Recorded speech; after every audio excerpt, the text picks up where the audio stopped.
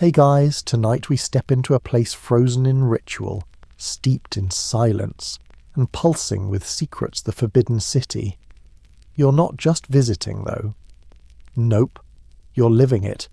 For one long, breath-holding, back-breaking night, you'll be a servant in the Emperor's palace, where even your thoughts feel like they echo too loud. You stand before an enormous gate painted imperial red, its golden studs catching the last of the fading sunlight. Guards don't speak. They scan. The air tastes of incense and dust, and somewhere a gong sounds, low and patient. That's your first warning time is already slipping from your grasp. So, before you get comfortable, take a moment to like the video and subscribe, but only if you genuinely enjoy what I do here. Let me know your location and what time you're watching. Curious minds need to know who else is brave enough to make it through this night. Now, dim the lights. Maybe turn on a fan for that soft background hum, and let's ease into tonight's journey together. The gates swing open with a creak that shouldn't happen in a place so sacred. But here it is. A groan like the walls themselves resent you entering. You're ushered in without words, nudged by a silent stoic man in long robes, his eyes never meeting yours. That's lesson 1, don't talk unless spoken to. Actually, scratch that. Don't talk at all. The stone beneath your shoes, simple straw sandals. Barely better than bare feet, feels cool and slightly damp. You've just entered the Meridian Gate, the southern entrance, the largest and most ceremonial. You don't belong here, and it shows. You shuffle forward, and already your shoulders are tense, instinctively hunched. The courtyard is massive, flanked by walls that rise like cliffs, impossible to scale. There's a moat behind you. You catch yourself glancing back, not because you're planning an escape, not yet, anyway, but because that open space behind you is the last you'll see for a long time. The palace swallows you whole. A eunuch, one of the hundreds who run this place, emerges from a side corridor. His steps are nearly soundless. He's not old, but there's something ageless about him. Like he's part of the architecture, he hands you your uniform grey, coarse, shapeless. Your own clothes gone now, probably being inspected, cleaned, burned. Who knows? Historians still argue whether the new servants were truly cleansed of the past, or if that was just poetic exaggeration. He points. You move. You don't ask questions. You pass rows of other servants, all heads lowered, each one moving with strange synchrony like they've been choreographed. They have. You're joining a dance where the choreography can kill you if you mess it up. Your job tonight, not yet clear. They don't tell you. That's part of the fun. The servant's role isn't a job. It's a test of obedience, endurance, and how well you can mimic furniture. You glance around at the perfectly kept buildings' curved roofs with golden dragons, red columns polished like lacquer, courtyards raked free of even a single leaf. That neatness, it comes at a cost, and guess who's paying it? You're led through 3 more gates, each grander than the last, into the inner court. Here, the layout becomes deliberately confusing. It's not just aesthetic, it's strategic. Every turn, every wall, is designed to confuse intruders and trap threats. It works just as well on new servants. You're lost within 5 minutes. Eventually, you're brought to a long corridor lit by lanterns, their golden glow dancing against walls of dark wood. The scent of sandalwood curls in the air, almost enough to lull you into calm. Almost. But then you hear it nothing. Not a footstep. Not a cough. not a whisper.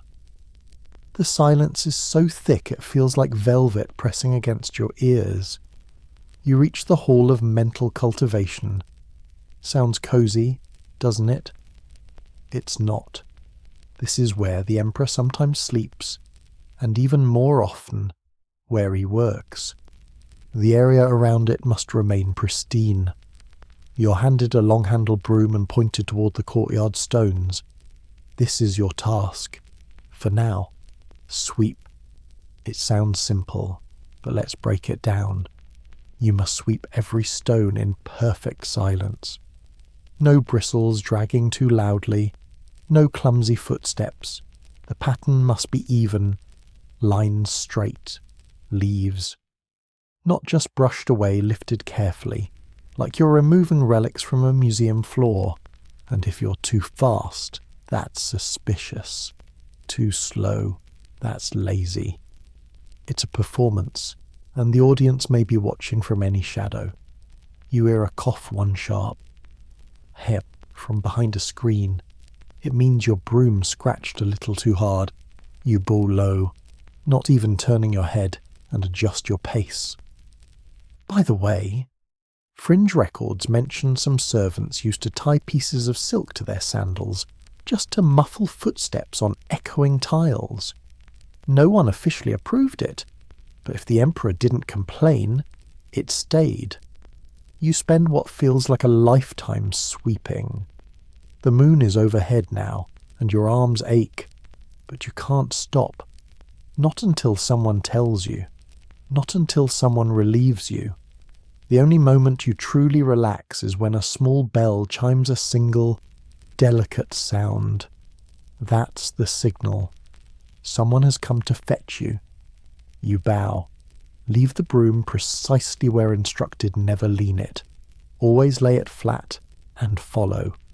So ends your first hour in the Forbidden City. Only 11 or so more to go. No pressure.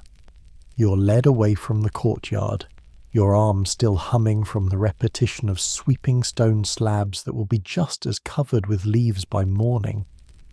The night deepens, and with it, the atmosphere thickens. More silence, more shadows, more layers of invisible rules waiting to be broken.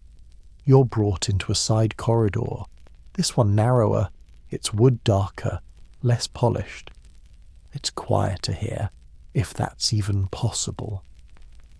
The air smells faintly of old ink and candle wax. The eunuch escorting you, he hasn't spoken a word, turns abruptly and disappears down another hall, leaving you at a heavy wooden door. You hesitate, then knock, gently, twice. That's the signal for new servant. Someone opens the door from the inside and eyes you like they've just been asked to train a stray cat to play the harp. Come, they mutter, finally breaking the silence barrier. That voice belongs to your shift leader, though you won't get their name. Not tonight, maybe not ever. Servants go by function here, not identity. Your floor duty, or lantern bearer, or waste corridor rotation. If that makes you feel like an appliance rather than a human, yes. That's the point. The room is dimly lit, and several other servants are seated or standing, all in shades of grey, eyes tired but alert. Your motion to sit. You do, spine straight, no leaning, no sighing. The first words the leader says directly to you. There is no rank among servants. There is only proximity to power. Sounds cryptic, right? But oh, it's very real. Welcome to the hierarchy. Here's how it breaks down. At the very top of the servant ladder are the chief eunuchs, often old, experienced, and terrifyingly subtle. One raised eyebrow from one of them could send you scrubbing chamber pots until your hair turns grey. They have the Emperor's trust, or at least enough of it to maneuver like shadow ministers. Below them are household eunuchs and inner court officials, some eunuchs, some not, who manage things like the Emperor's schedule, The Empress's wardrobe, the court rituals, and pretty much every movement you're about to make. Then come the junior eunuchs and maidservants, some in charge of cooking, cleaning, or lighting ceremonial fires that may not even be used. Tasks are symbolic as much as practical here. Beneath those are the entry-level attendants, that's you, barely allowed to breathe without supervision. Historians still argue whether this servant structure was rigid like a ladder or more like a web, where power could twist based on favours, secrets, and unseen alliances. But what they all agree on: the closer you are to the Emperor's body, the more dangerous your life becomes. See, distance equals safety. If you're working in the kitchens 2 wings away, you may be yelled at or punished. Sure, but you're unlikely to be executed for stepping on a robe tassel. Work in the Emperor's dressing room, and one misfolded collar could be a career ender or a life ender. And here's a fun fact at the absolute bottom of the ladder: the night soil porters. Yes, that's the crew who hauls away chamber pots from royal bedrooms. While they're technically the lowest, some of them last the longest. Why? Because no one wants their job, so no one's competing for it. A little life hack for surviving dynastic bureaucracy. Anyway, your shift leader assigned your next task. You'll be shadowing someone named Lantern May, a senior servant who handles the Emperor's nighttime lighting. You must observe. No questions. You're to be as visible as a wall scroll, as vocal as a stone. You follow Lantern May through another hallway. She glides more than walks, holding a pole with an elegant lantern at its end, the candle inside glowing behind painted silk. You're given a spare one. You hold it in both hands, carefully, like it might shatter from a stern glance. She doesn't look at you, but she speaks softly as she walks. One step off the path and we don't help you. You blink, unsure if that was a joke or a rule. It's both. As you move through corridors, you begin to notice the servant classes in real time. Some scurry by with trays of sweets, their heads bowed so low they seem perpetually ready to faint. Others, like the scroll carriers, walk upright but keep their hands perfectly still. They've practiced not flinching when wind slaps at their sleeves. And then there are the invisible ones, the ones you only catch out of the corner of your eye. Maybe they're sweeping an inner courtyard. Maybe they're slipping into servant-only passageways. You'll be one of them soon, if you make it. You pass a group of eunuchs standing in a tight cluster, murmuring softly, not gossiping, strategizing. One of them glances your way, and his eyes flick to your lantern. He's checking to see if you're holding it correctly. You are, barely, but still. Your fingers sweat against the smooth handle. Lantern. May finally stops at a crossroad. 4 corridors, each leading to a different wing of the inner court. She turns to you. Her face is lined but calm. She looks you over once, then says, "Don't speak again tonight. Just learn." You nod. You almost say yes, but you catch yourself. That was a test. You watch as she lights each lantern in sequence along a corridor, trimming wicks and adjusting height so the glow falls just right. The technique is surprisingly complex. Light placement here isn't random, it's symbolic.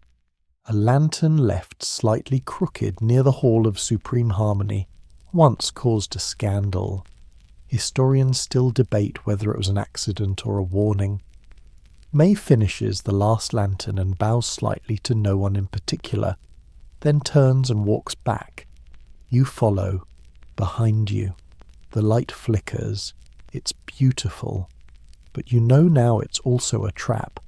Light means visibility. Visibility means risk. And silence. Silence is your only armor. You return with Lantern May, feet aching, knees stiff from the tension you didn't realize you'd been holding since dusk. As the corridor narrows again, she gives you a quick glance. Not approval, exactly, but maybe you didn't completely fail. That's as good as a gold medal in the Forbidden City. She vanishes into a side chamber without a word.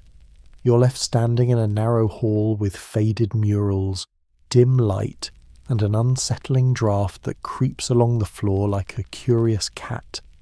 You think you might be dismissed, but you'd be wrong. A soft clack behind you makes you turn, and a different servant steps out from a hidden doorway. This one's younger, closer to your age, and clearly annoyed to be dealing with the new recruit. He jerks his head. Waste corridor. Come on. There are no follow-up instructions.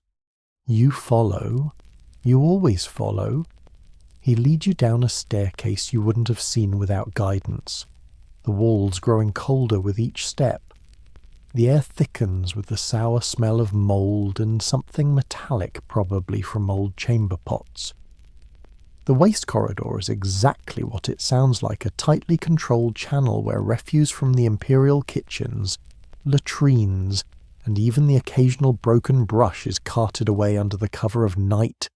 Here's the thing, for a palace so obsessed with grandeur, silence, and celestial symmetry, it still produces garbage, and that garbage must vanish without a trace. That's where you come in. The waste corridor is just wide enough for two people to shuffle side by side. On one side, heavy ceramic pails with sealed lids. On the other, wooden bins wrapped in silk cords. Yes, even garbage is tied with silk in the Forbidden City. You lift a lid and instantly regret it. Whatever's inside is fermented. You try not to breathe, but the corridor doesn't allow mercy. Hold that one, the servant says, not bothering to warn you about the weight. You nearly tip forward, but manage to catch yourself. The contents slosh in a way that tells you this pail is nobody's idea of a treasure. Your arms scream, but you hold steady. And here's your quirky tidbit palace servants used to sprinkle fragrant herbs, mint, chrysanthemum, even ground sandalwood into the waste to mask the smell. But don't romanticize it. It still reeks. You're holding something perfumed and disgusting. Kind of like the whole Forbidden City vibe. Now that you think about it, you carry it down a narrower corridor. The servant in front of you muttering something about courtyard bypass rotations and the Empress's dog's diet again. That last part isn't a joke. Small, spoiled lapdogs in the palace ate better than many citizens beyond the wall. Their food waste was sometimes less offensive than the nobles. Eventually you reach a small square room with an open chute at its centre.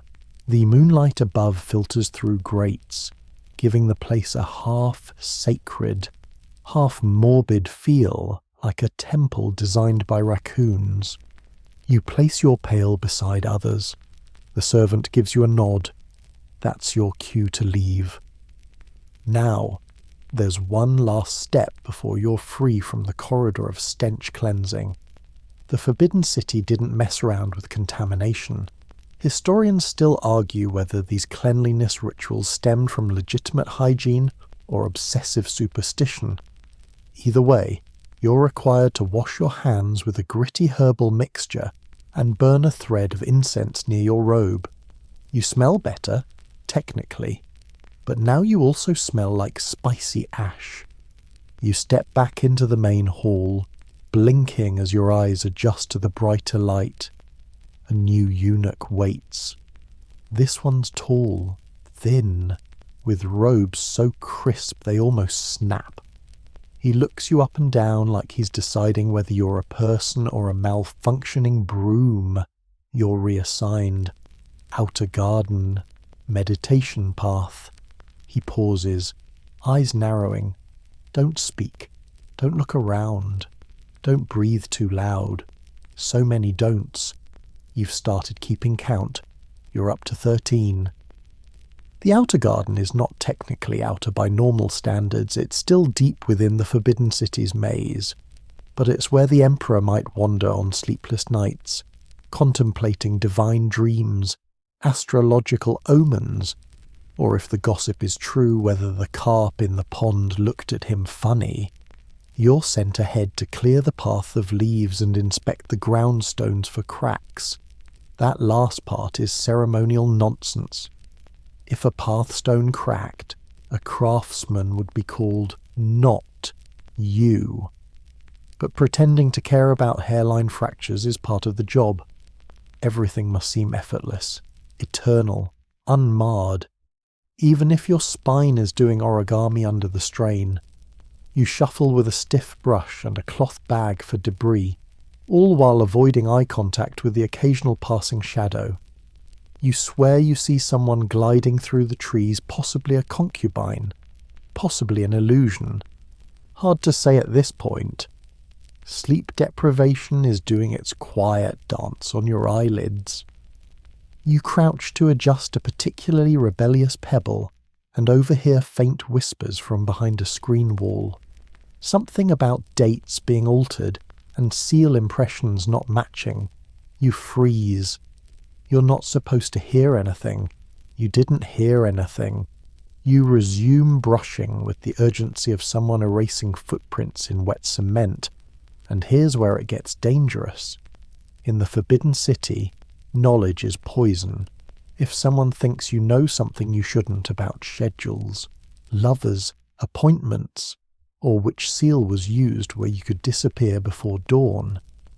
Historians still debate the exact number of disappearances, but what's clear is this: no one recorded the names. Vanished servants left behind no trails, no graves, not even a smudge on the registry. You keep your head low, brushing, bagging, brushing again. Eventually, another bell chimes in the distance. That's not your signal this time. It's the call for prayer, one of many, though it's well past midnight. Rituals don't care about the time of day, and neither should you. A passing eunuch slows just long enough to hiss. Move faster. You obey. Of course you obey. You are speed. You are silence. You are an invisible speck holding a bag of leaves and pretending not to exist. And for now, that's the only thing keeping you alive. Your feet are soaked now again because some divine architect thought a shallow reflecting pool in the garden should blend seamlessly with the walking path. You step in it at least twice before learning to side shuffle around its mirrored surface like you're sneaking past a sleeping dragon. Wet socks. Possibly the worst part of Forbidden City life, and that includes the fact that you're essentially a mute ghost with a broom. But then, silence is the real test tonight. You're called away from the garden by yet another eunuch seriously. They pop up like they're teleporting and redirected toward the Palace of Tranquil Longevity, which, by the way, is not tranquil if you're a servant. The name's ironic, like calling a dungeon Snuggle Hollow. You're told to assist with a midnight chamber change for a minor noblewoman. Nothing fancy, just a replacement of incense sticks and refolding ceremonial bedding, or so you think. Because, of course, nothing in the Forbidden City is simple. The room is massive. Silk banners hang from every corner like the dreams of a peacock. Lanterns float in warm orange clusters, and on a dais of polished stone sits the noblewoman, a widow of some long-forgotten official, dressed in what can only be described as a blanket made of gold thread and boredom. She doesn't speak. She doesn't need to. Her eyes land on you, and you feel them like arrows. You're instructed to bow not just once, but in a specific rhythm 3/4 pause, full, then rise slowly. You miss the pause by a hair. She notices. Of course she does. It's fine. No scolding. But your supervisor makes a mark on a tiny wooden tally. You don't ask what it means. You already know. 3 marks, reassignment. 5, disappearance. You've got one. Neat. As you swap the incense, you catch the scent jasmine, but not the innocent kind. This one stings the nose, makes your vision shimmer. It's been blended with musk deer pod extract, which supposedly wards off evil spirits and misfortune. One of those fringe remedies passed down from dynastic superstition. You wonder quietly whether it's actually to ward off snooping servants, and you remember historians still argue whether the emperor's wives and concubines held genuine political influence, or were just ornamental prisoners. But this woman, she may be a widow, but her stillness has power. The kind of stillness that reminds you of predators lying in wait. You step back from the incense table and find yourself staring directly at an artifact nestled on the shelf behind her, an inkstone with etched dragons, old enough that it may have seen 3 dynasties. You're not supposed to look, but the flicker of your eyes gives you away. She taps her fingernail on the side of her seat, a sound that sharpens the air. Her attendant moves in like a shadow. Leave. You do. You don't bow this time. You just move, feet sliding, ears burning, back out of the room, back into the hallway where the darkness is weirdly comforting. There's an old superstition among the servants: if you make eye contact with a noble's personal relic, it remembers you, and if the relic remembers, you don't last long. You're assigned no new task for the moment, so you find a stone bench near a storage room and sit, not all the way down, just enough to take weight off your legs. You watch as other servants pass in silence. Everyone's performing their own miniature ballet. One girl folds and unfolds a scroll 3 times before placing it into a wooden box. A boy arranges fruit in a bowl, like he's adjusting a tiny solar system. A eunuch carefully repositions a lantern 5 degrees to the left because, apparently, light has feng shui, too. Here's your historical tidbit.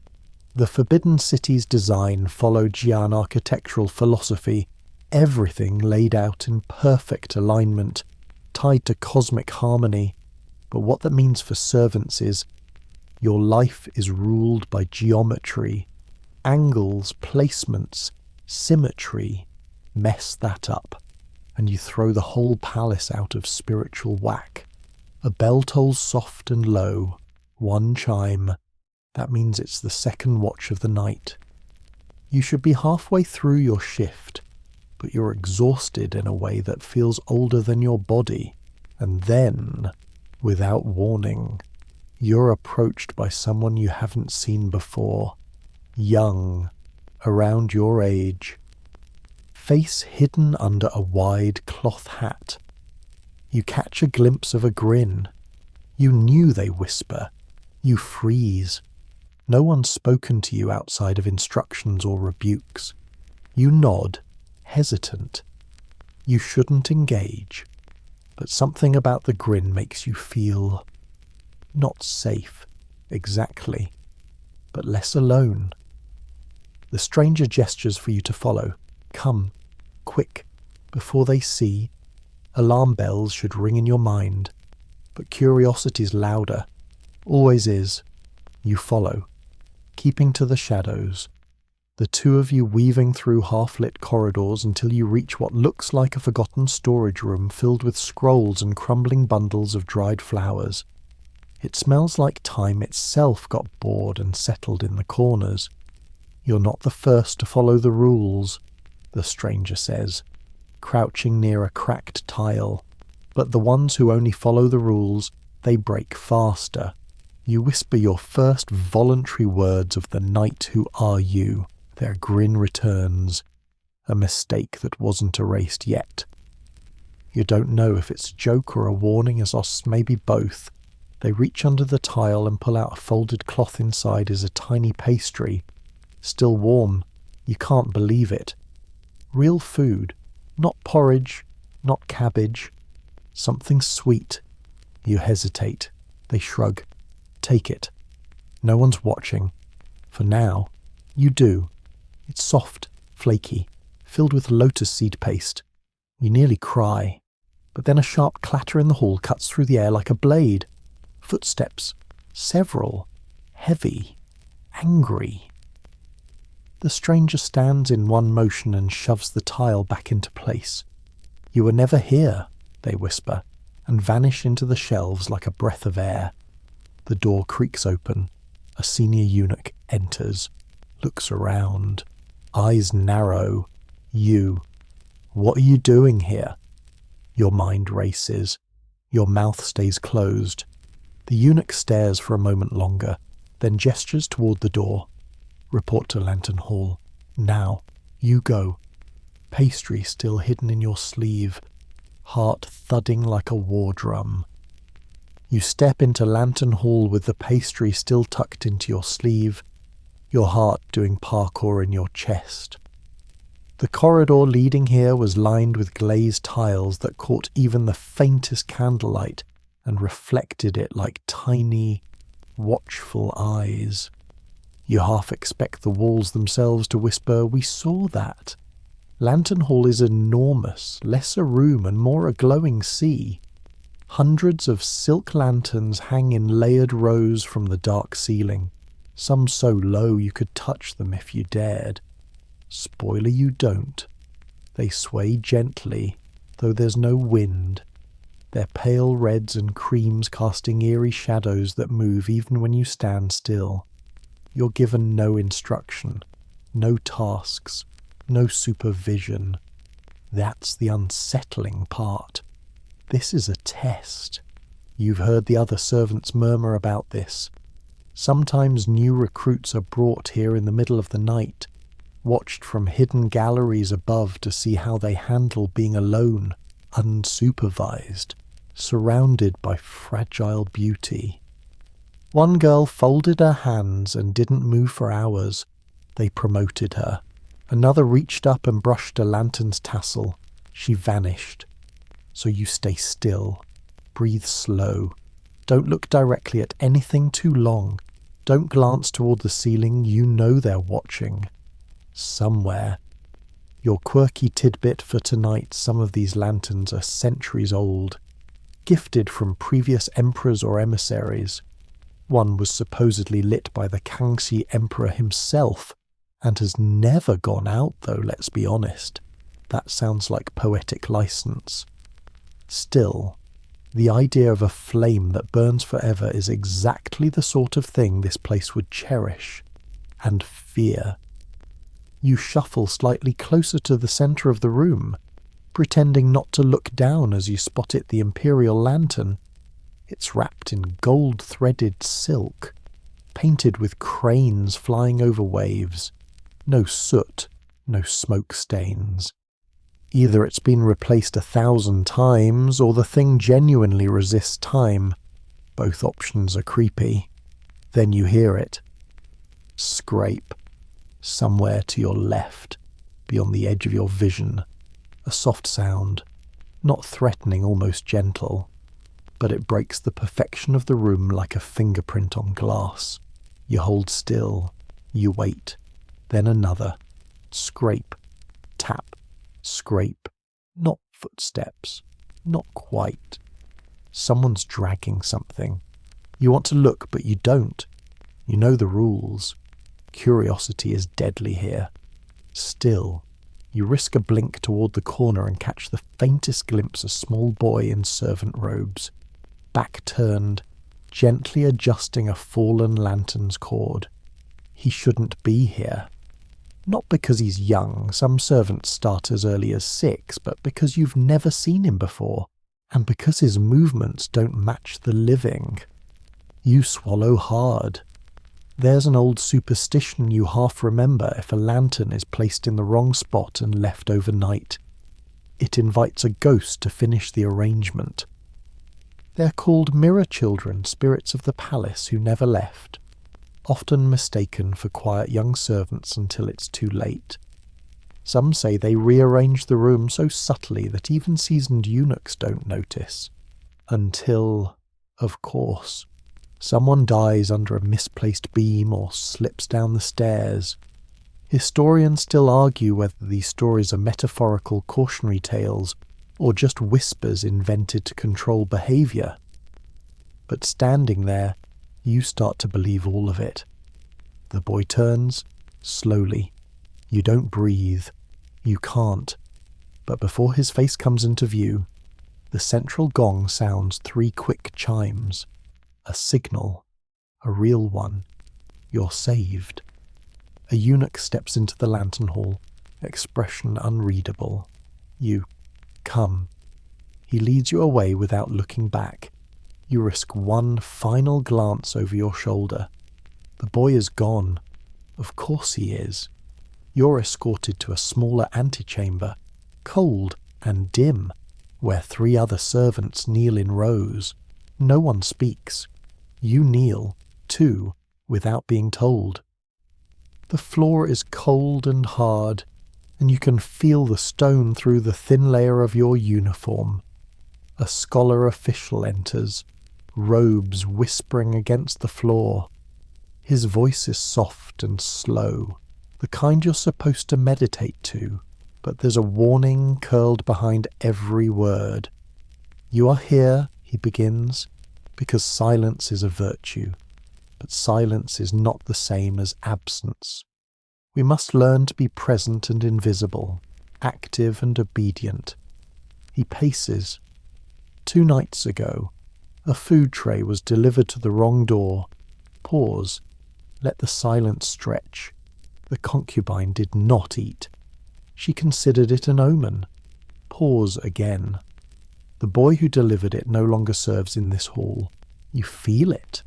That chill that spreads from the base of your spine to your fingertips. You weren't even involved, but the story is the punishment. The official continues.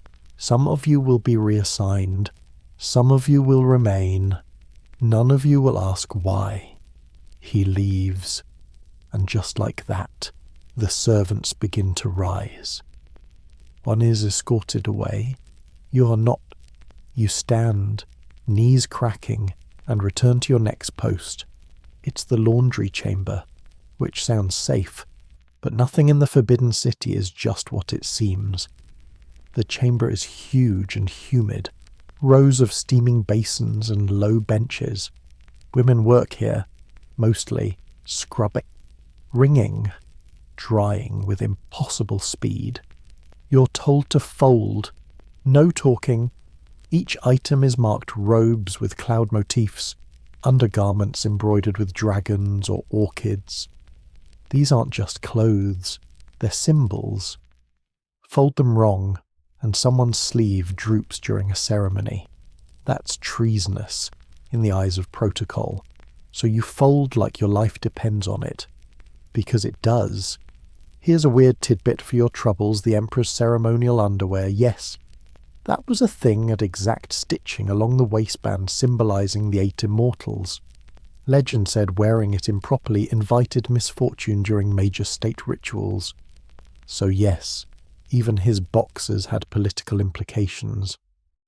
Your supervisor hands you a crimson robe, thick, double-lined, heavy in your arms.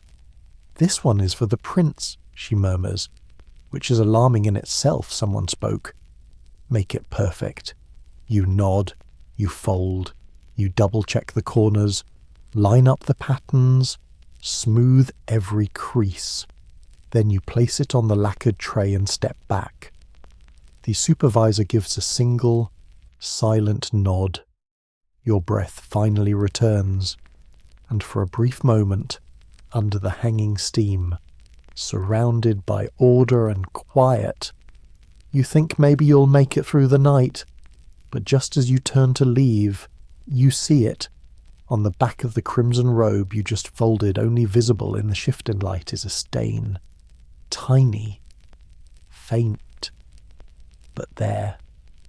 You don't know how it got there. You don't know if someone wants it there.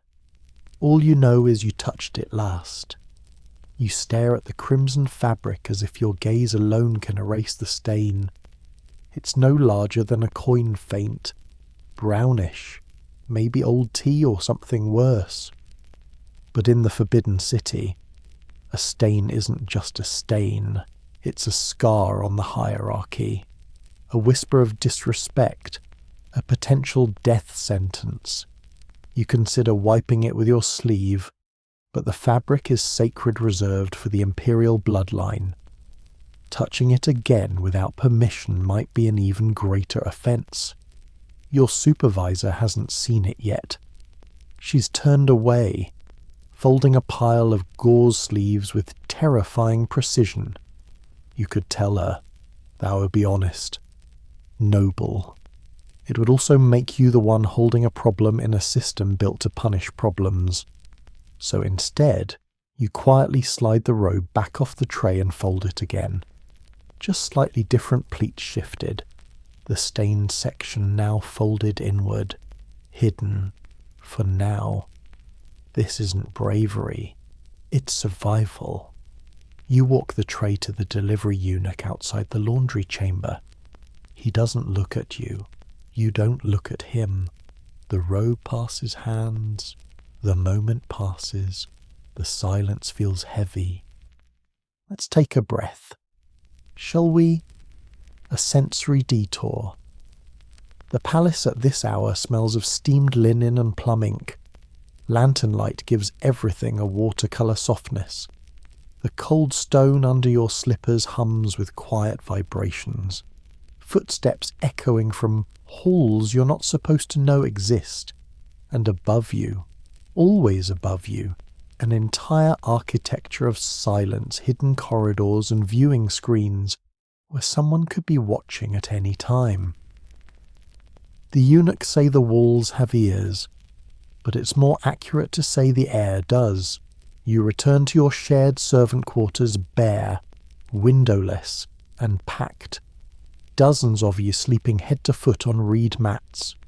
Your assigned corner is still empty, and as you settle in, you finally let out a full breath, until the door creaks open. Another servant steps inside, a girl perhaps a year older than you, wearing a look that says she knows more than she's allowed to say. She kneels beside your mat and whispers, "The robe." Did you see it? Your stomach flips. You nod, slowly. I did the night folding yesterday, she says. There was no stain then. You blink. Are you sure I'm sure? Her whisper is sharp now. Urgent. Someone's testing you. Now it makes sense. You've heard rumours how the higher-ups plant errors to see who reports them. The ones who do are seen as loyal. The ones who don't expendable. Historians still argue whether this was truly standard practice or exaggerated paranoia, she adds, in the exact tone of someone quoting something she overheard an old scribe mutter. But here, it doesn't matter. Belief is policy. You lie awake long after she's gone, the straw mat prickling through your robe, the draft brushing your toes. You imagine the prince slipping into that robe in the morning. You imagine a single hand brushing the hidden stain, a frown forming, a servant being summoned. You wonder if you'll even hear your name before they come for you. Still, you drift off for a few hours, fitful sleep, lanterns flickering behind your eyelids. Then you're jolted awake before dawn by the shrill trill of a wooden flute, the wake signal. Cold water splashed onto your hands. Dry rice for breakfast. You move with the others through tight corridors and sharp turns, past gilded walls and stoic guards who might as well be statues. You're assigned to the Hall of Preserved Harmony today. It sounds lovely, doesn't it? Spoiler, it's not.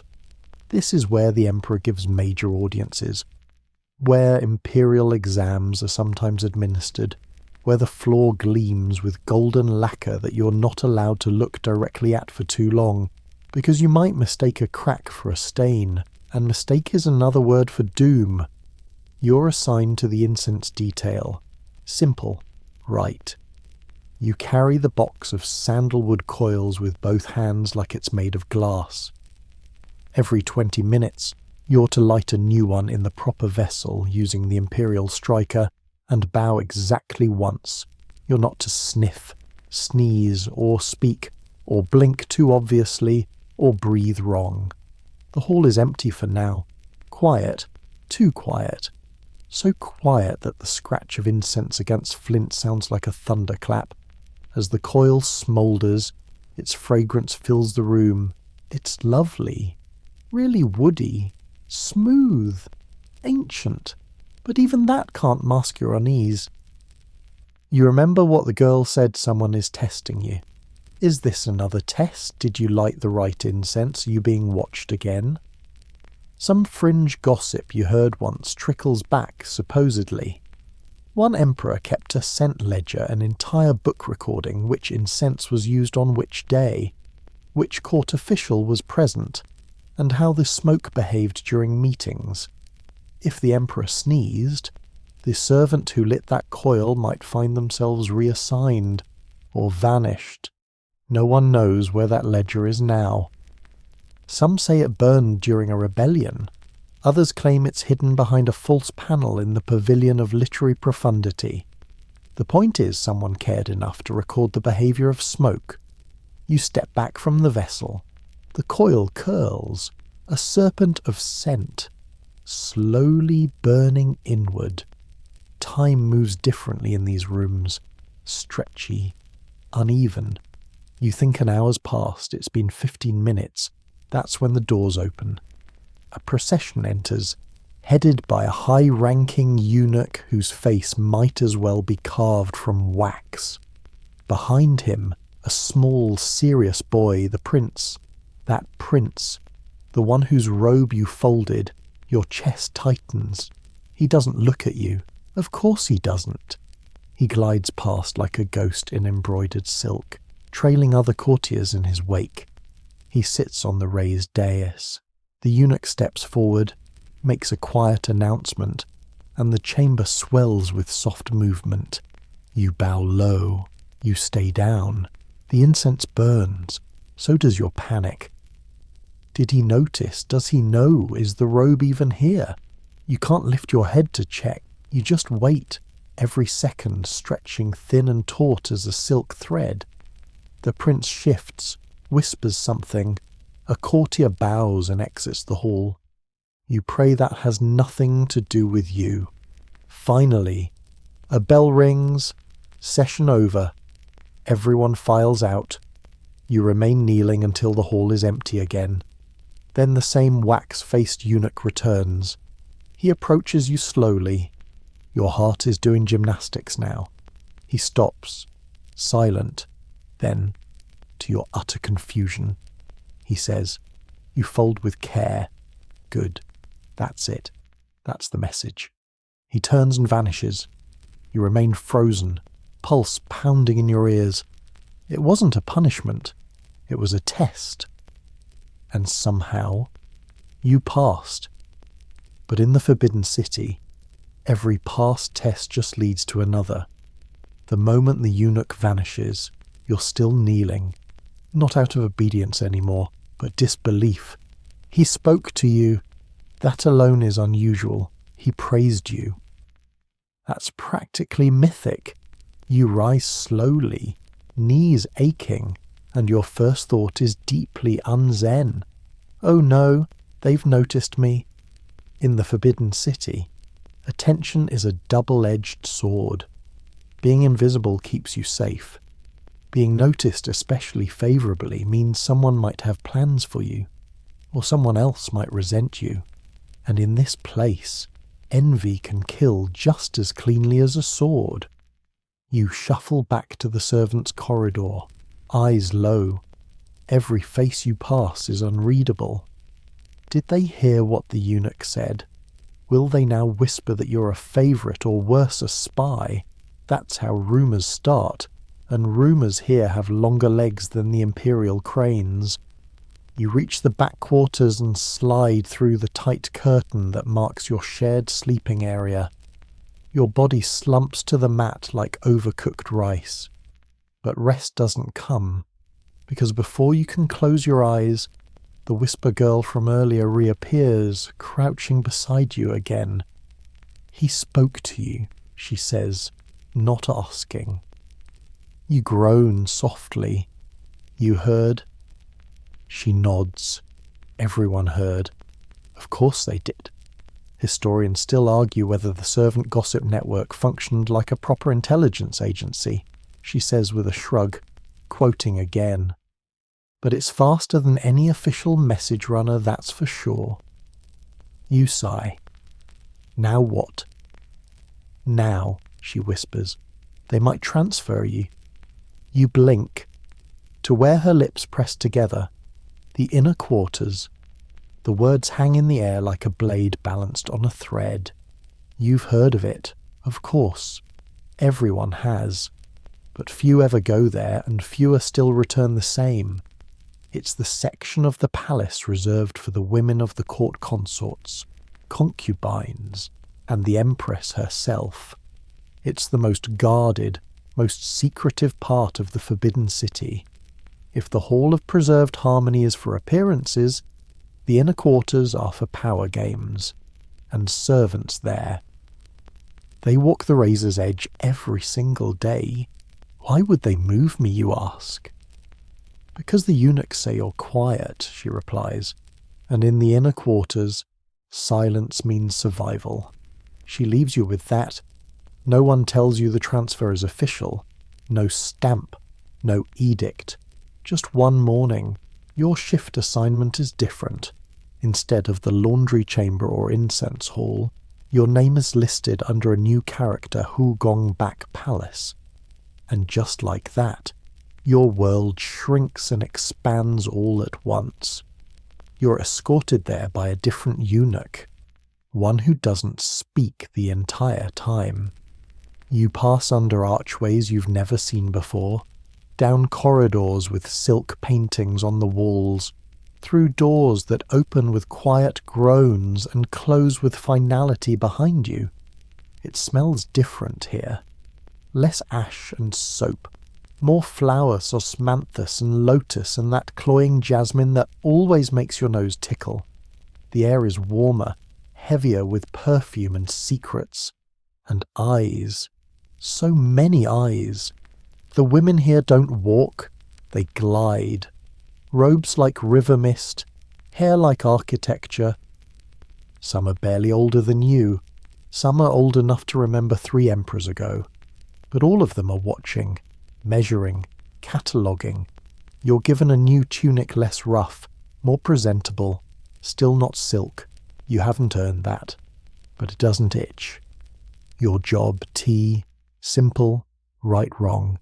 Tea, here, is everything. You don't just pour it.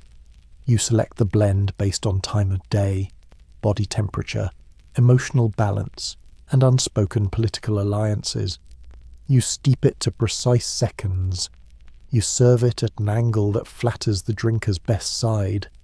You withdraw without making eye contact, unless eye contact is expected. And if a lady coughs or winces or dares push the cup aside, you're to blame. Because in the inner quarters, every gesture is strategy. You fumble the first cup, a splash, just a little. The concubine in gold raises one perfect eyebrow. You bow so low your forehead smacks the floor.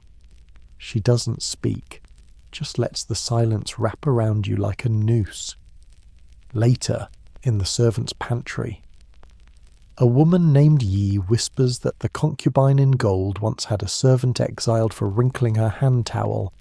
Exiled where you ask? Yi just shrugs. The lake. You're not sure what that means. You don't want to find out.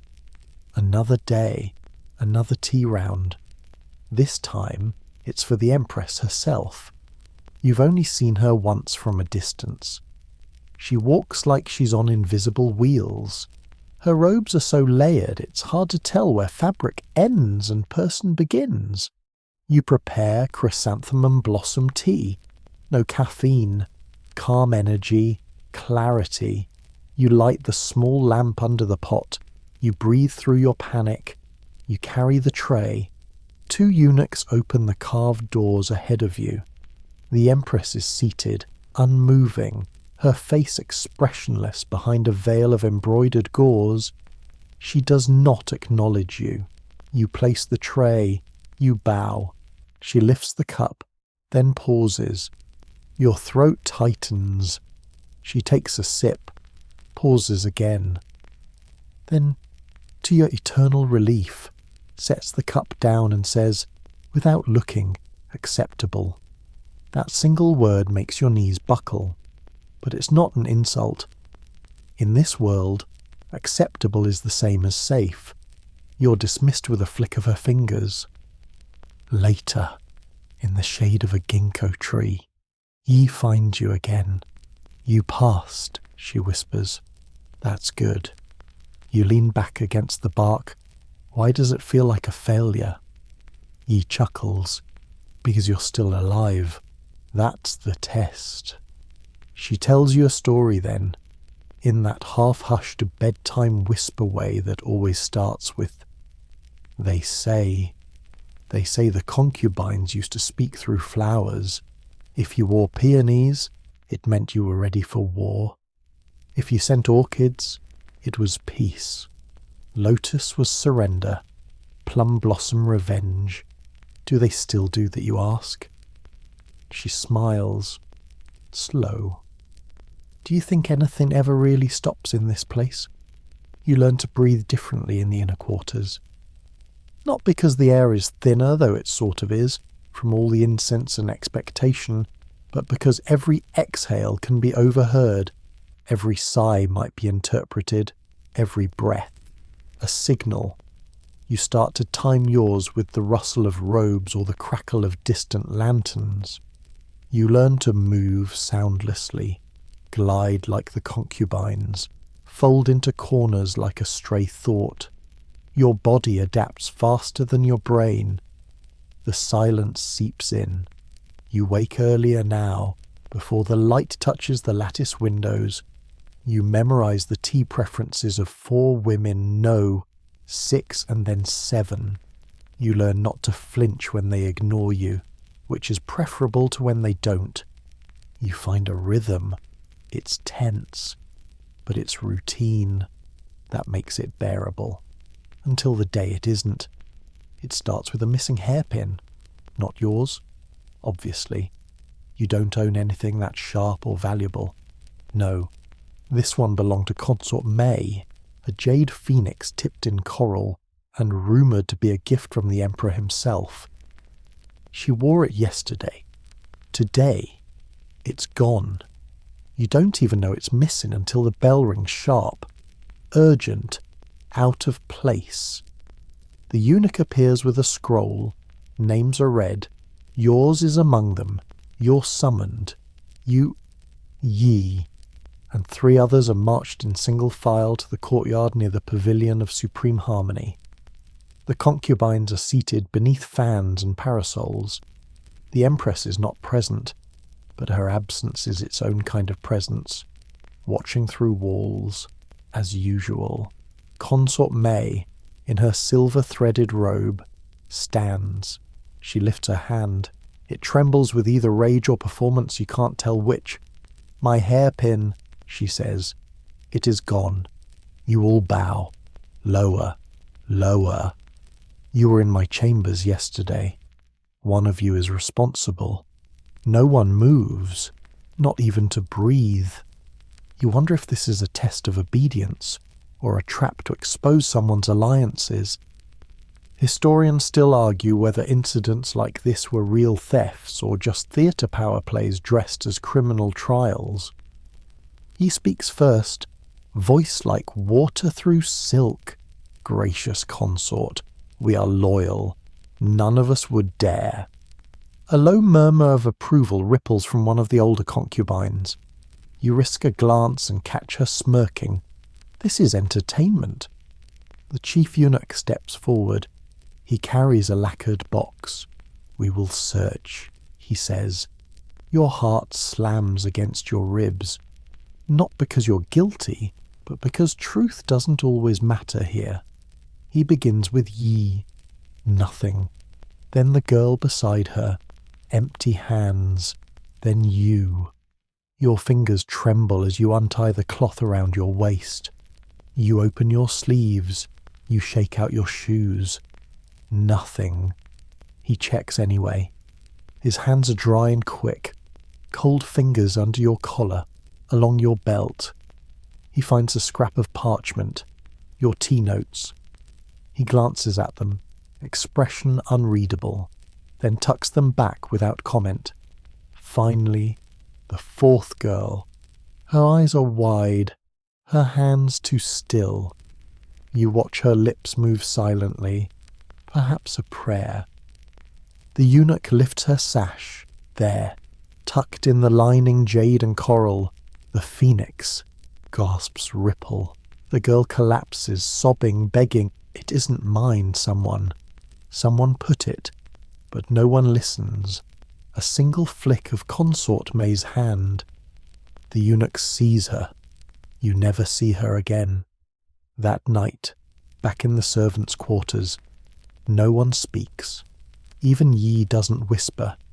You lie awake, staring at the ceiling, and wonder how close you came to disappearing. The next morning, there's a ripple of change in the air. A concubine has vanished. Not the servant girl this time, but one of the emperor's favoured women.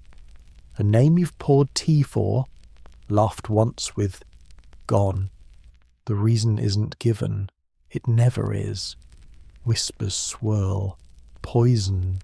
Betrayal. Or perhaps she spoke too freely about the crown prince's schooling. Your tasks continue, but with new sharpness. The women are more guarded, the eunuchs more abrupt. You're given a new tea blend to memorize, one meant to calm the blood and steady the nerves.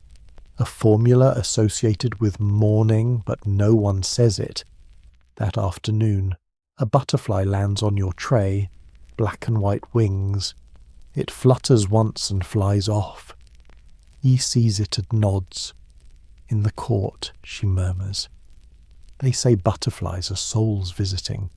You try to laugh, but your voice catches.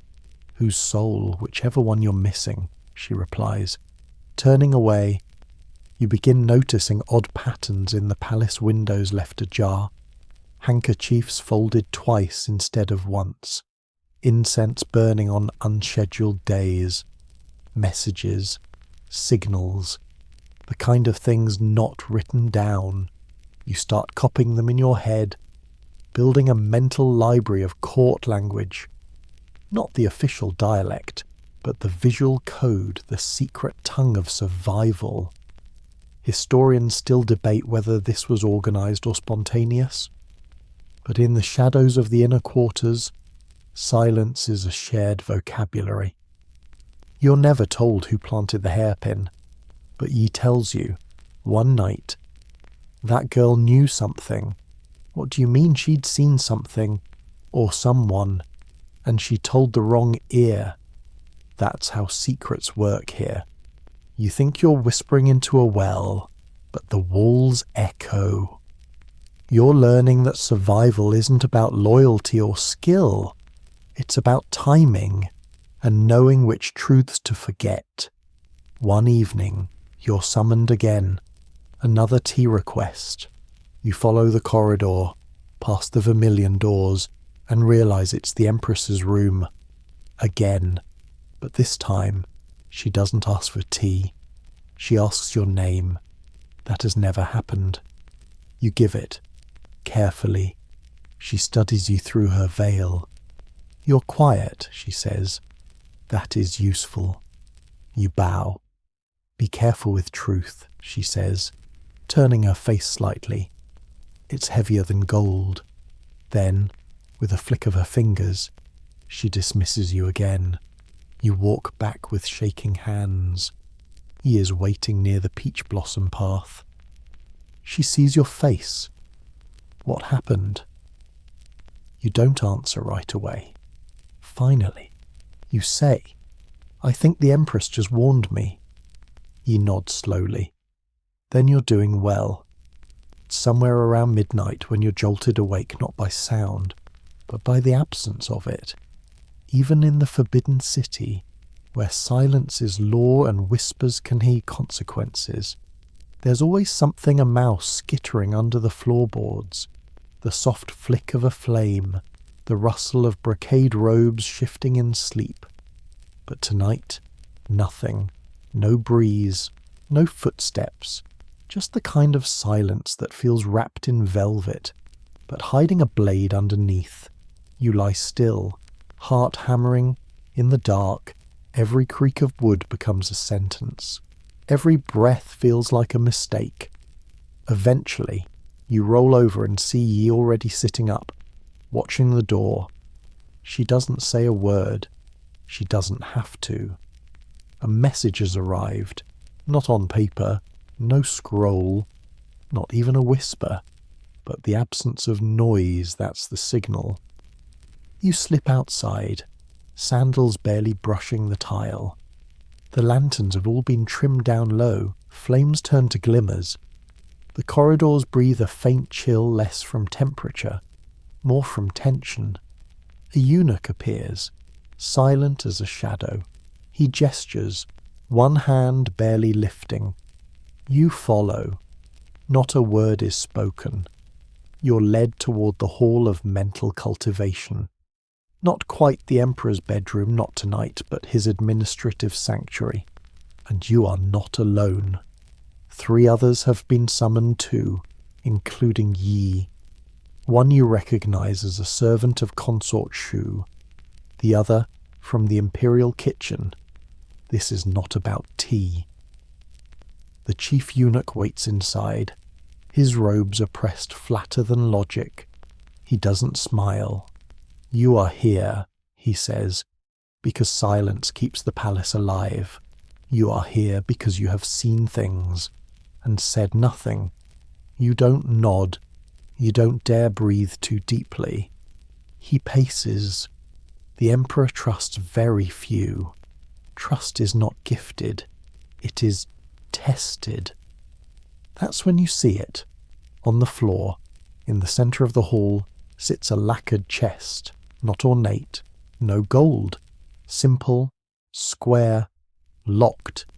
He kneels beside it, lifts the lid slowly, and takes something out. It's a scroll. He doesn't open it. He just says, "Deliver this to the tower of fragrant clarity before the next bell. You're not to be seen. You're not to speak. If you fail, you will not be missed." He looks at each of you. Only one of you will go. Silence again. Finally, Yi steps forward. "I will go." Your jaw clenches, but you say nothing. That's what keeps you safe. Right. Except Yi turns to look at you. No, she corrects herself. She should go. You freeze. The eunuch blinks. "Why she's quieter than me," Yi says, with the ghost of a smile. "And better with corridors." Historians still debate whether silent missions like this were real or symbolic. Some believe they were a loyalty test. Others think they were couriers of real secrets edicts, confessions, or names of those who'd outlived their usefulness. Whatever this scroll contains, your life is now tied to it. The eunuch nods, passes the scroll to you. It's bound in red silk, sealed with a wax stamp you do not recognize. "Go," he whispers. You slip from the room, gripping the scroll like a heartbeat. The path to the tower isn't long, but it isn't safe either. You duck behind a cloaked statue when 2 guards pass by. Their voices low. You slip through a servant's gate, usually locked at night. A cat watches you from a roof beam, eyes glowing. You think you hear someone following. You stop. Listen. Nothing. Still, you adjust your path. Take the long way around the pavilion of literary profundity, just in case. The tower looms ahead, half lost in mist. The stairs creak like they remember every foot that's touched them. You climb anyway, one hand on the wall, the other still clutching the scroll. At the top, you find a lantern burning blue. You knock once. A hand emerges from the slit in the door. No face, no voice. You place the scroll into the hand. It vanishes. The door closes, and that's it. No reward, no well done. Just silence again. You return to your quarters before dawn, skin clammy, mind racing. Ye's still awake, sitting in the corner with a candle. She says nothing, just nods once when she sees you. You sit beside her. Neither of you speak. The next day, life pretends nothing happened. You're back to pouring tea, folding sashes, reciting floral meanings like poetry. But the world feels different. You feel different. People look at you longer. The Empress's maid gives you a second glance.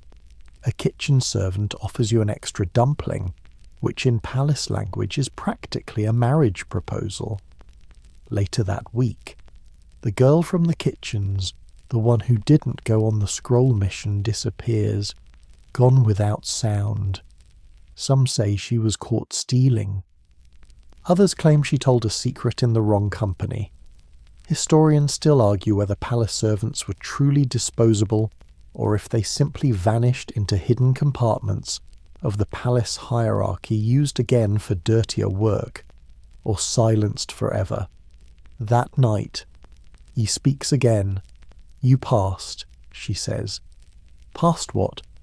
Does it matter? She shrugs. You're still here. The hardest part is pretending nothing happened. Even harder, pretending you don't want to know what was in that scroll. But curiosity is a trap here. You remember the butterfly, the jade hairpin, the girl who cried it wasn't hers. You keep quiet. You learn to drink tea the way the Empress does, small sips, watching over the rim of the cup, hearing more than anyone says. And when you see another girl being pulled aside by a eunuch, you don't look long. You don't ask. You don't breathe. You are surviving. The problem with surviving is that once you get good at it, people notice. And when people notice, they start testing you again. This time, the test comes wearing pearls. You're summoned one morning not by eunuchs or the Empress's whispery maid, but by a younger concubine. A new one. Pretty in the obvious way. High cheekbones, rose-coloured lips. A beauty mark so precisely placed it could only have been intentional. They call her Lady Jen. She's not from the capital, and that shows her accent is crisp, not yet polished to the smooth flatness of court speech. Her robes are too rich for her rank. And worst of all, she's friendly. You don't trust her for a second. Still, you follow her orders. Tea, twice steeped, plum cakes from the Western kitchens. She makes you sit when no one's looking. Once, she even tells a joke. A real one.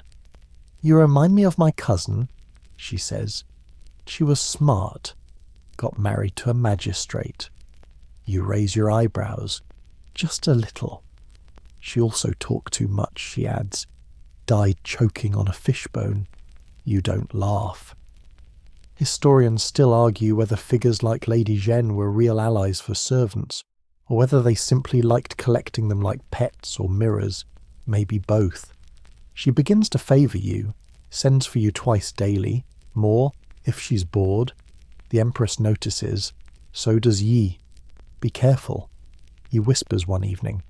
That girl's dangerous. You pause. She seems harmless.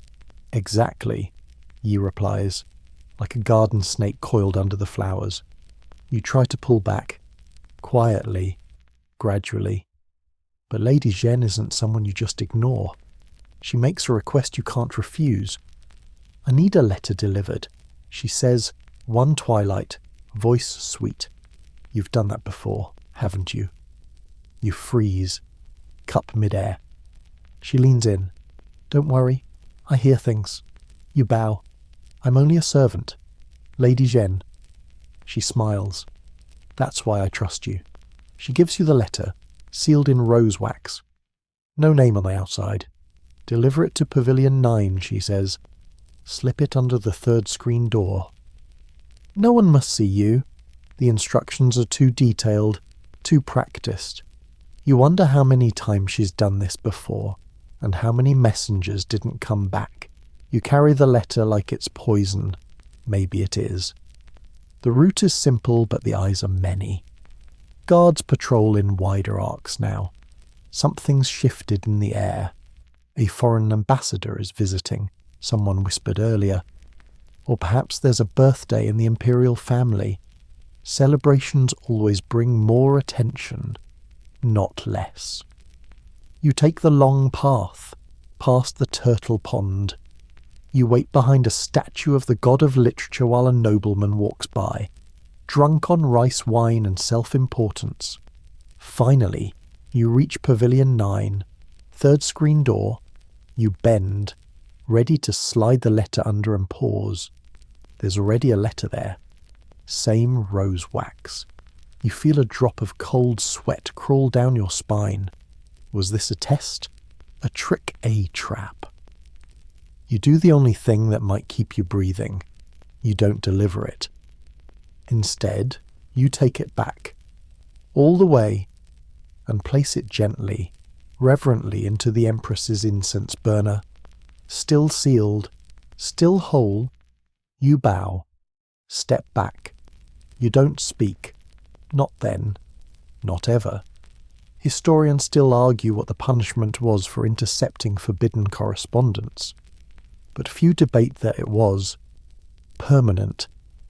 2 days later, Lady Jeanne is gone. No public disgrace, no dramatic confrontation, just vanished. Her name is no longer spoken. Her quarters are reassigned. Her silk robes divided among other women. Her perfume lingers for a day or two.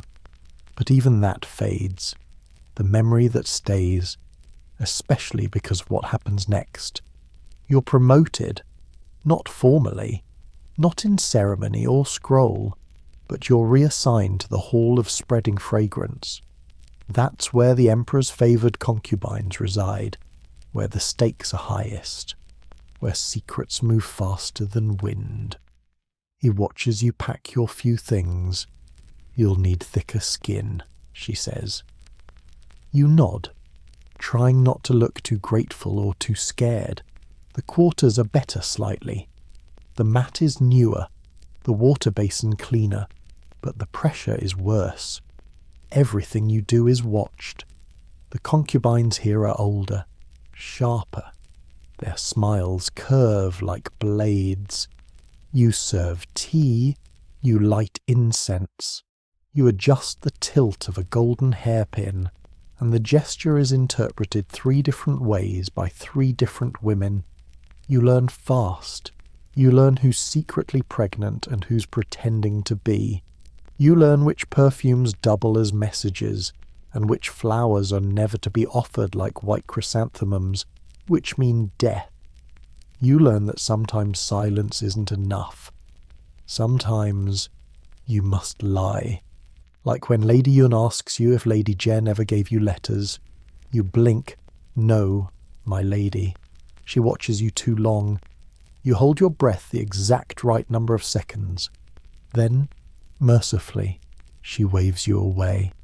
That night, you soak your feet and try not to shake. You think about Yi. You miss her, but you don't write. You don't visit. Not anymore. That's how the palace works. Connections are currency, but only if no one knows you're holding them. Days turn to weeks, and you settle into this new rhythm, the quiet hustle of the Hall of Spreading Fragrance. the delicate dance of serving and disappearing before you're noticed too much. It's a world of whispered glances and half-hidden agendas, and you're learning how to navigate without leaving a trace. You notice the way the silk curtains never quite stay still. Not from the breeze, no. These flutter like secret wings, stirred by gossip and ambition. You learn quickly that the Forbidden City is less a palace and more a living, breathing chessboard. Each step you take is watched, recorded, judged. The stakes, your life, or your disappearance. One morning, as you fold a delicate silk sash, a servant rushes in, breathless and pale. Lady Yun requests your presence.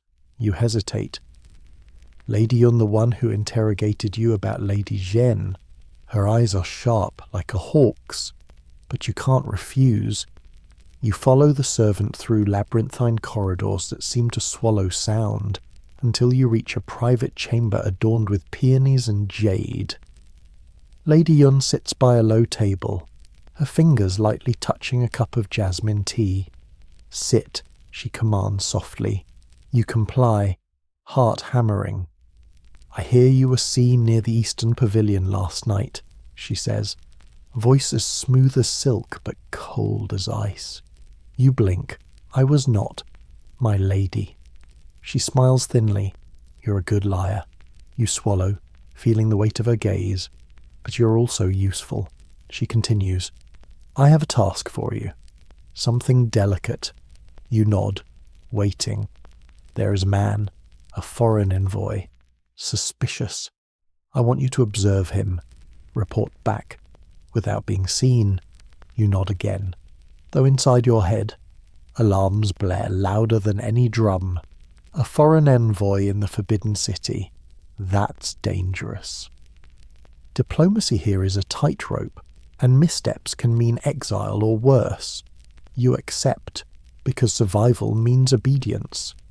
The next days are a blur of shadowing the envoy through gardens and halls. You learn his habits, the way he favours green tea, the secret smirk when he thinks no one watches. You memorise his routes, his favoured resting spots. One night, you overhear a conversation, snatches of words in your broken Mandarin and his unfamiliar accent. There's talk of a map, a lost treasure, a secret passage beneath the city. Historians still argue whether these tales of hidden tunnels beneath the Forbidden City are myth or reality. But to you, the possibility feels very real. The idea that beneath the golden roofs and red walls lies a hidden labyrinth fascinates you. You start to imagine crawling through tunnels, unseen by guards or courtiers, carrying secrets no one else knows. Yet the tension grows. The envoy's presence causes ripples. Guards are more alert. Eunuchs whisper about security breaches. You can feel eyes on you more than ever. Your reports reach Lady Yun, who nods with approval but offers no gratitude. One evening, the envoy spots you watching. His eyes meet yours across a moonlit courtyard. He raises a cup in silent toast. Your heart stops. What now? Are you a spy, a pawn, or just a scared servant trying to survive? You back away into the shadows and swear to keep your silence, because here, silence is survival. The days after the envoy's silent toast stretch thin, like rice paper, fragile and translucent. Every glance now feels loaded, every shadow a potential trap. You start noticing things that once slipped past the slight curl of a servant's lip when a noble passes by. The almost imperceptible shift in the eunuch's stance when you enter a room. You're learning the language of silence. One evening, you find yourself in the imperial gardens, under the heavy scent of magnolia blossoms. The moon hangs low, its light pooling like silver paint across the stone paths. It's beautiful, almost peaceful. But peace in the Forbidden City is always a ruse. You're not alone. A figure steps from behind a flowering plum tree. It's a eunuch you don't recognize, his eyes sharp and assessing. You watch the envoy too closely, he says softly. Such curiosity can be dangerous. You nod, heart pounding but keeping your voice steady. I only serve, sir. He smiles, but it doesn't reach his eyes. Curiosity can be a weapon or a poison. Choose carefully. He hands you a small jade token, a symbol of the inner court's trust, or maybe a leash. Then he's gone, swallowed by the shadows. That token is both a blessing and a curse. You're now marked, a servant with a secret mission. Your footsteps are lighter, but the weight on your chest grows. You start hearing whispers. Some say you're a spy for the Empress. Others think you've been recruited by the eunuchs. No one confirms or denies. It's better that way. You move like a ghost, gliding through halls, delivering tea, lighting incense, all while keeping the envoy's movements memorized. At times, you imagine telling Yi about this, the token, the mission, the growing fear, but the words stick like wet silk in your throat. You don't know if she'd believe you, or if it would put her in danger. Historians still debate how much power eunuchs truly held versus their official duties, but in moments like this, it's clear some wielded influence like kings behind curtains. One night, while delivering a pot of chrysanthemum tea, you overhear the envoy speaking to another man in hushed tones. They mention a secret meeting by the eastern wall at dusk, plans that could shake the palace's delicate balance. Your heart races. You can't decide whether to warn Lady Yun or remain silent, because silence can protect you or doom you. You remember Yi's warning about snakes. Sometimes you think the Forbidden City is less a palace and more a nest, and you're the smallest creature trying not to get eaten. Dusk slips in like a thief, cloaking the city in a velvet hush. You move toward the eastern wall, careful to keep your steps silent on the ancient stones, the jade token pressed beneath your sleeve like a heartbeat. The secret meeting isn't just whispered rumors anymore, it's real. You peer through a slit in the wall's shadow and see them, the foreign envoy, flanked by two men in dark robes. Their faces are obscured, but their voices carry sharp urgency. We must act before the Empress learns, one says. The envoy nods, eyes gleaming with something you can't quite name: hope, desperation, or maybe the thrill of power. You consider stepping back, disappearing into the night, but your feet stay planted. You're caught between duty and fear, between silence and survival. Suddenly, a twig snaps behind you. Your breath catches. You spin, but there's only a small brown rat scurrying into the underbrush. Still, the danger feels real enough to freeze your blood. You retreat, heart pounding like a war drum, and slip back through the maze of corridors to Lady Yun's chambers. She's waiting, the flicker of candlelight throwing sharp shadows on her face. Without a word, you slide the jade token across the table and whisper, "There's a meeting. East Wall. Tonight." She studies you, then nods. "Good," she says. "You've earned your place here." You're not sure whether to feel proud or terrified. In the following days, the palace feels more like a cage than ever. Guards patrol in tighter circles. Eunuchs exchange coded glances. The air smells of jasmine and suspicion. You wonder if the envoy's plans will unravel everything, or if the palace's endless silence will swallow them whole. You remember Lady Jen and the rose-wax letter. Some secrets, you think, are safer left unread. Historians still argue whether such plots were real threats or palace myths designed to keep servants and spies in line. But you know the cost of being caught. Your skin itches with the need to speak, to warn, to confess, but you stay silent.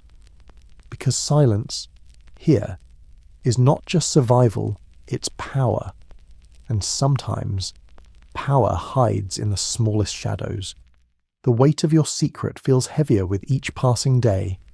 The Forbidden City pulses around you, silent yet loud with hidden meaning.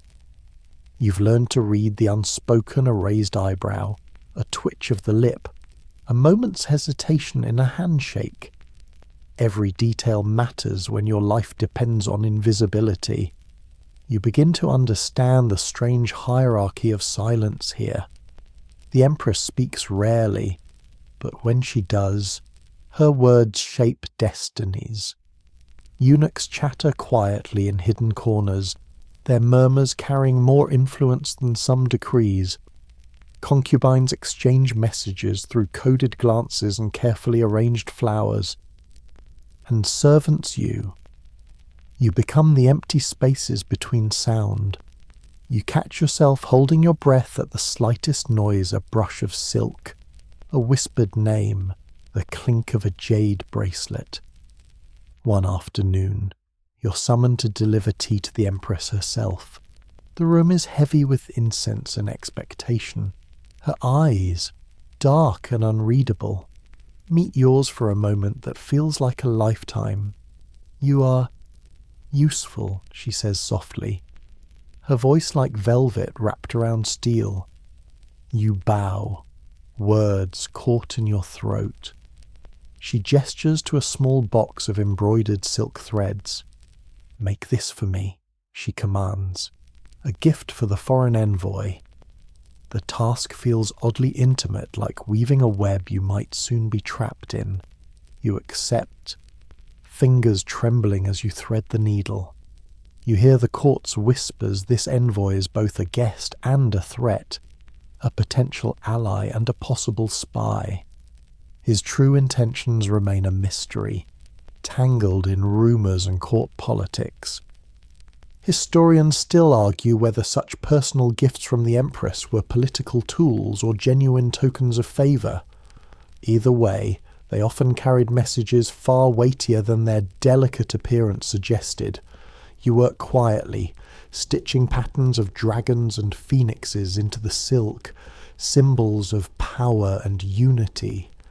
Late at night, when the palace is still and the moonlight slips through lattice windows, you imagine the envoy receiving your work, tracing the threads with his fingers, unaware of the servant's gaze behind the gift.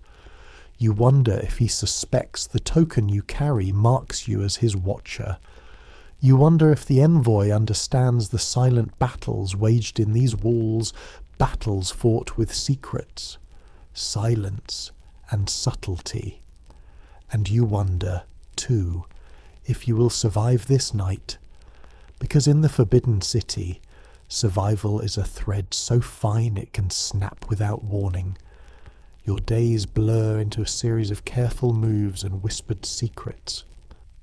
Each dawn brings new challenges, and each night, the city's silence feels heavier, as if it's pressing in on your skin.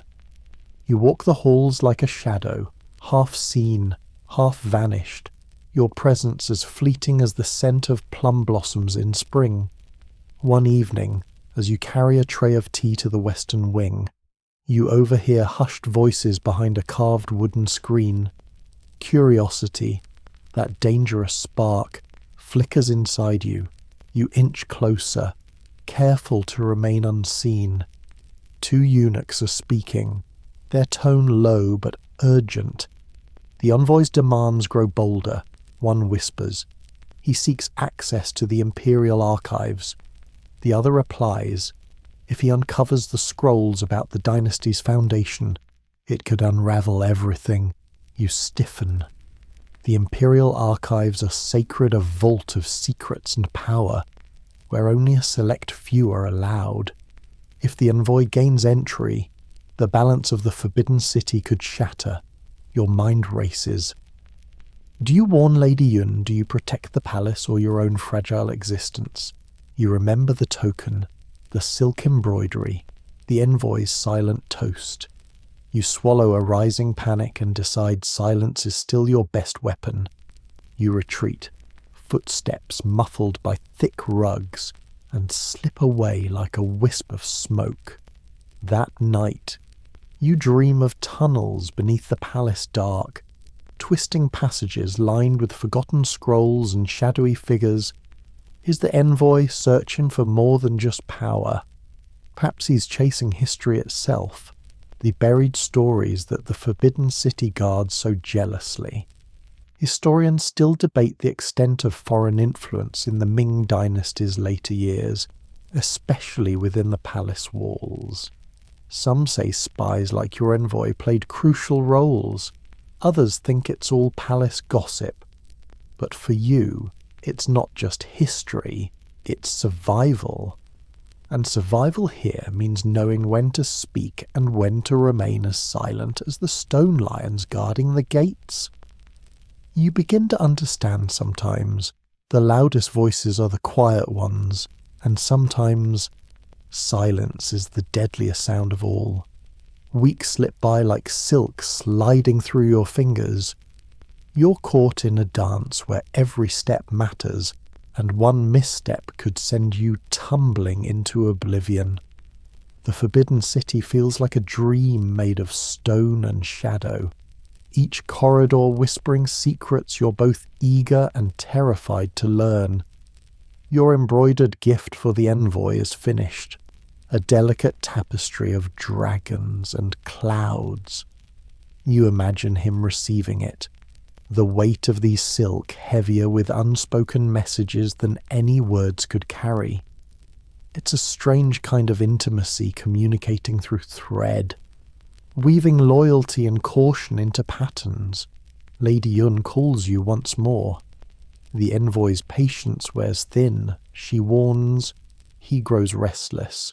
You nod, knowing that restlessness in this place often leads to chaos.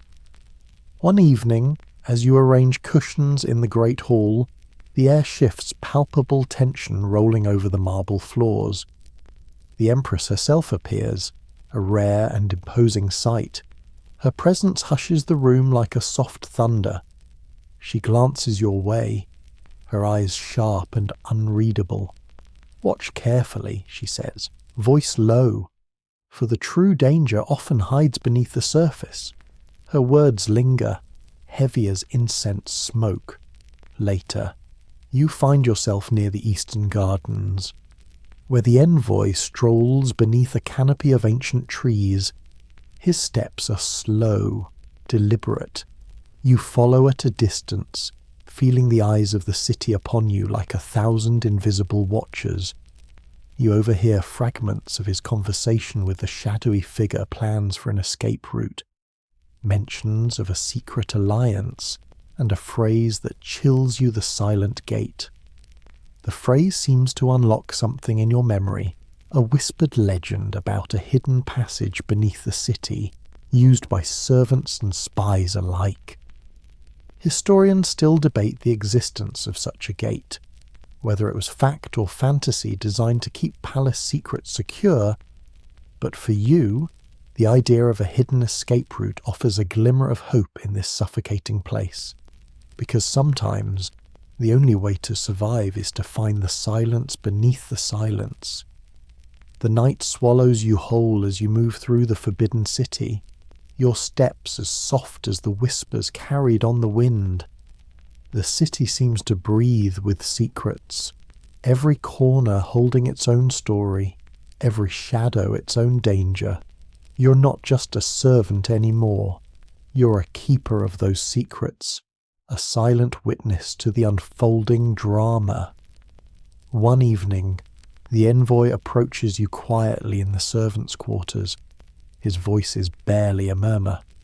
You know more than you let on. Your heart skips, but you keep your face calm. "I serve," you say simply. He studies you for a long moment. then nods.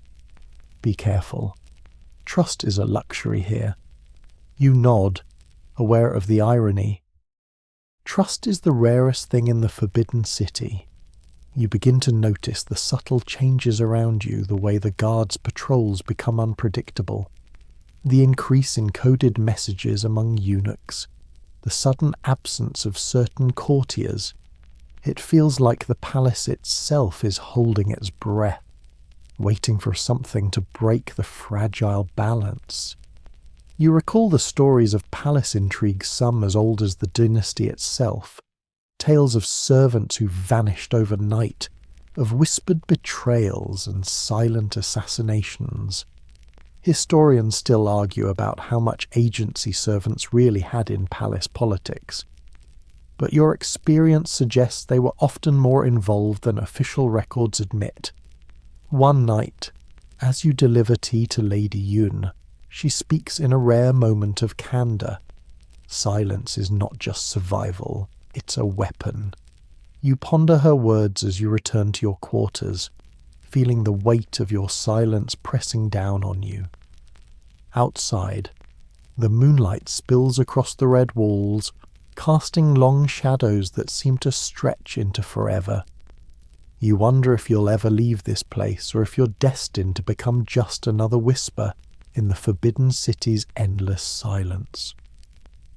The tension in the Forbidden City tightens like a drawn bow.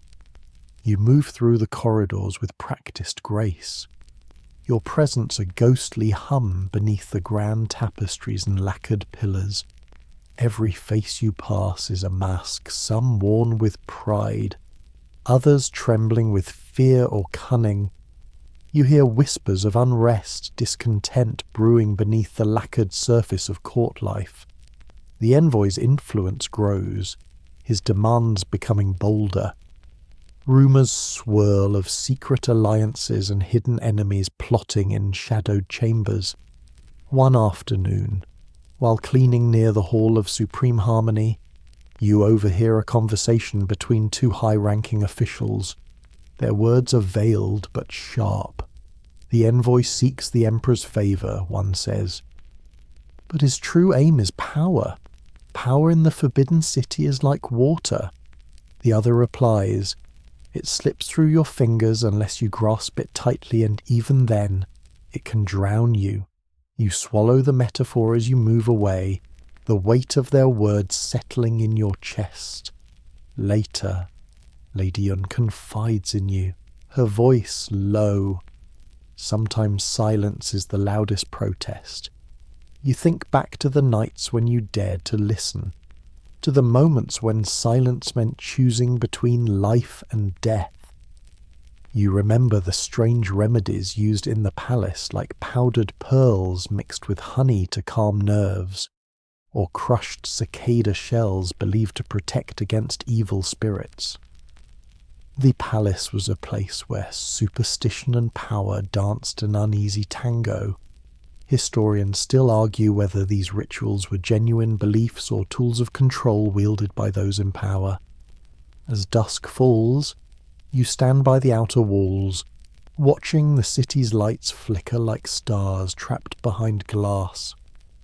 You realize that the Forbidden City isn't just a place, it's a living entity, breathing, watching, waiting, and you're a part of its endless, just silent story.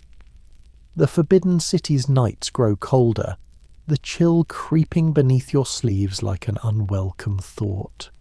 You feel it in your bones, the end of something, an unravelling thread in this tapestry of silence. You move with quiet purpose, delivering messages sealed with wax, watching faces that flicker like candle flames in dimly lit rooms. Each whisper you catch, each glance you decode, adds to the fragile web of secrets you navigate daily. One evening, the envoy calls you aside, his expression unreadable beneath the flickering lantern light. "You've been invaluable," he says, voice low, but even the smallest thread can unravel a tapestry. You nod, knowing what he means. The balance here is delicate. One wrong move, one too loud breath, and everything could fall apart. You think about Lady Yun's lessons, how silence can be a shield, a sword, or a noose. You remember the strange superstition of the silent scream, a belief that those who die without speaking their truths haunt the palace forever, trapped between walls of silence. Historians still debate whether such ghost stories were warnings or attempts to explain the inexplicable tragedies behind palace doors. You feel the weight of history pressing down as you walk through the great hall, the echoes of footsteps long gone whispering in your ears. You wonder if you, too, will become just another silent shadow, remembered only in the faintest of echoes. The night stretches before you, endless and uncertain, but you keep moving forward, step by silent step, because in the Forbidden City, silence is survival, and survival is everything. The final night settles like a soft shroud over the Forbidden City. You're tired, bone-tired, but you keep moving, a ghost among ghosts. The air hums with quiet tension, as if the city itself is holding its breath. You pause by the Meridian Gate, feeling the cool stone beneath your fingers. This gate has witnessed centuries of power plays, whispered betrayals, and silent victories. Tonight, it feels alive with the weight of history. You remember the jade token tucked beneath your sleeve, the embroidered silk now folded carefully in your hand. Symbols of loyalty, fear, hope, all intertwined like the threads of your own fate. The city sleeps, but the silence is loud. You hear it in the rustle of silk, the soft steps of a distant patrol, the faint heartbeat of the ancient walls. You think of Lady Yun, the Empress, the Envoy, and the countless unseen souls who lived and died within these walls, their voices swallowed by the palace's endless hush. Historians still argue whether the Forbidden City's silence was a deliberate weapon, or simply the natural consequence of such immense power. But for you, it's been a crucible, a place where silence meant survival, and survival meant understanding the unspoken language of shadows. You take a deep breath, letting the night wash over you like cool water. The city's secrets remain, folded into the darkness, and you, a servant turned silent sentinel, have survived another night. Now, as the first light of dawn threatens to break the spell, you finally allow yourself to rest. Because surviving the Forbidden City isn't just about silence, it's about knowing when to listen, when to move, and when to disappear. The night's quiet stretches on, soft and endless, like a gentle sigh. The Forbidden City, with all its grandeur and mystery, fades into a calm stillness that soothes your mind. Imagine the stones beneath your feet cooling as the first hints of dawn tint the sky, a soft, pale promise of a new day. The whispers of history, the echoes of countless footsteps, fade gently into the background, like a lullaby sung by time itself. You've travelled through shadowed halls and hidden passages, seen the weight of silence that binds an empire, and felt the fragile balance between power and survival. Now, as you settle deeper into comfort, know that those silent moments you carry with you are part of a story much larger than yourself, an ancient tale of courage, discretion, and quiet strength. Let the calm wash over you like a soft breeze through jade leaves, carrying away any lingering worries or fears. The Forbidden City's secrets rest safely in the past, and so can you. Breathe slowly. Let your thoughts drift like clouds across a peaceful sky. Tomorrow holds its own stories, but tonight is yours. Sleep well, knowing you've walked the silent halls and lived to tell the tale. Sweet dreams.